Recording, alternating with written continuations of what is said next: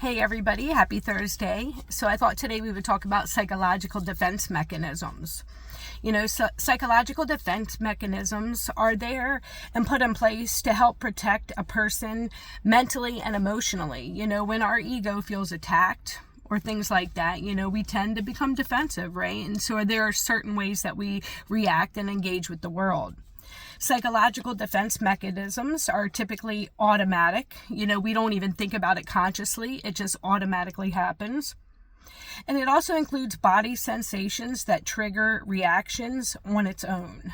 So, we'll experience specific senses or sensory data, and that's going to trigger, emotions and thoughts that are going to cause us to react with these psychological defense mechanisms. Situations could include, times where we're anxious or we feel threatened, or, maybe we're experiencing stress or stressful situations or conflict within relationships, or even having trouble with confrontation within ourselves, right? Because some of us at times can be better at confronting others' behaviors and things like that. However, they have a hard time maybe doing it within ourselves, right? So things like that. So these psychological defense mechanisms, we're going to talk about the different ways that we will react as individuals. And I want you to consider your situation and life experiences and how you react to stressful, intense situations, right? So the first one is denial. I'm sure everyone's pretty familiar with denial. This is the most common reaction. Obviously, people like to ignore or put things aside and pretend like it isn't even there. The whole sweep it under the rug concept, right? This examples could include, actually it's great when you see it within addicts. They're enablers. They tend to ignore the reality of what's occurring, and sometimes the same way with addicts, things like that. The next one is regression, right? Regression is an unconscious act, and it takes you to a prior place in time. So when people engage in regression, it usually includes, them, automatically reacting and responding in ways that they may have reacted and responded, say maybe as a child or something like that. Next one is displacement. Displacement includes placing thoughts and emotions onto others who are considered non-threatening so that the individual can help release those thoughts and emotions. Example with displacement would be a school bully. They're dealing with a lot of conflict and stuff at home. Maybe they're being treated bad or abused at home, and then they go to school and then they pick on, that younger, naive kid who, is hurting or may not have a lot of defense mechanisms themselves. That would be an example of displacement. Also, another example may be, a parent who has a bad day at work. They come home and they take out that frustration and aggression on their spouse or children. Next type of psychological defense mechanism is rationalization.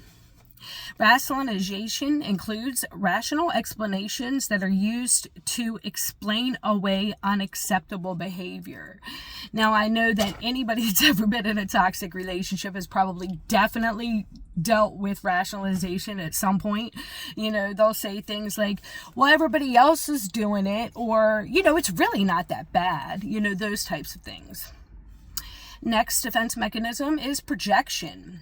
Projection includes having thoughts about a person or even ourselves, and then we take those thoughts and we distribute them onto others. Example could be, I was raised in a very strict Christian home, and I think all people are good and helpful, and I go out into the world and I expect everybody else to be that way too. And that could be considered projection. Projection could also be, an individual who's raised by, an abusive father, and then they, as they get older, they project those qualities onto other men, right? So, and they think other men are bad or abusive, things like that. Next one is repression. Now, repression is super duper important, especially when it comes to veterans with PTSD or individuals with complex trauma or a lot of trauma, because this is something that a lot of people will experience. Repression includes memories that are so painful that we tend to push them so deep into our mind that we don't even realize they're there. This usually would mean, experiencing very traumatic or harmful events within our lives, right? So if you think about it, when we're pushing those thoughts back through repression deep into our mind, into our unconscious, we talked about in some of my earlier videos, number one, how the unconscious mind directs over 95% of our behaviors, right? So this is important to recognize this. Also, some of my earlier videos, we talked about implicit and explicit memory. This is related to, it's related to memory in general, but it's especially important with regards to individuals that experience trauma, because explicit memory are the memories that we consciously try to remember, think about, pull them out of our files within our head, right? So if somebody asks me, for example, what is my dad's birthday? I can think back, pull out that date and provide them with that. That's an explicit memory. However, implicit memories is where trauma is stored. And within implicit memories, first of all, these memories are automatic and effortless. They are used without conscious effort, and they usually last throughout your lifetime.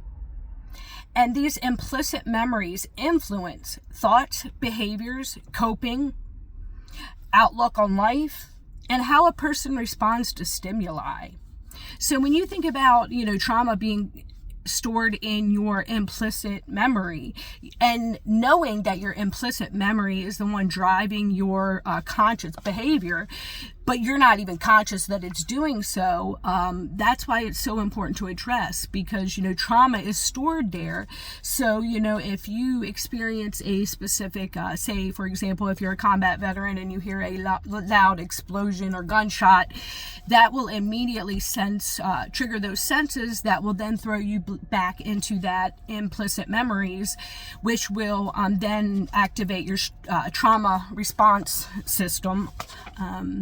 And then once that stress response system is activated, then you're going to have all of your physiological response within your body, right? So your body's going to produce your adrenaline and your cortisol, and it's going to make you react in a certain way, because when our body produces these chemicals, those chemicals are meant to make us react without conscious thought. Hence why a lot of people with a lot of trauma may be impulsive or, struggle with flashbacks and things like that, because we encounter those senses, and then it immediately takes us back to that specific point in time. Anyway.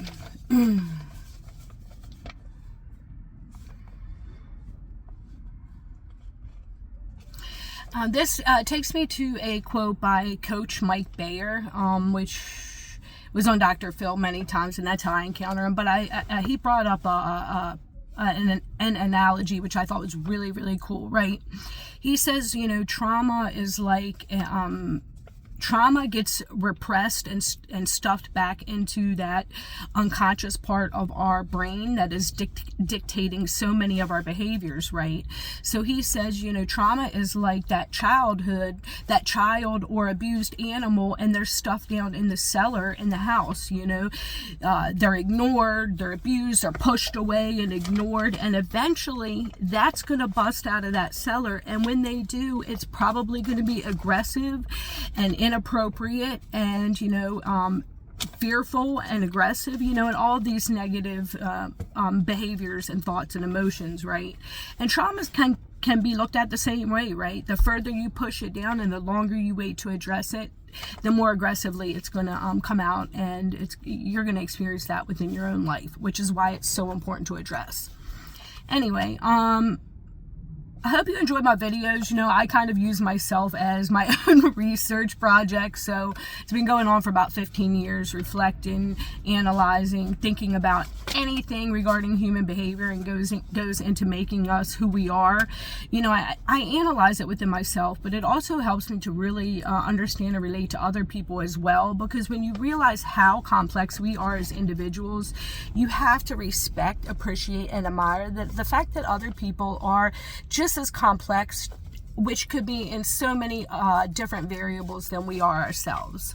So with that being said, I finished school, and I'll soon be a master's level social worker. So I'm always there to help people. I don't need money, and you don't have to be my friend, whatever. If you're struggling, reach out. I'm always here to help, or at least provide some guidance and resources. I'm pretty plugged in. So stay safe, everybody, and God bless.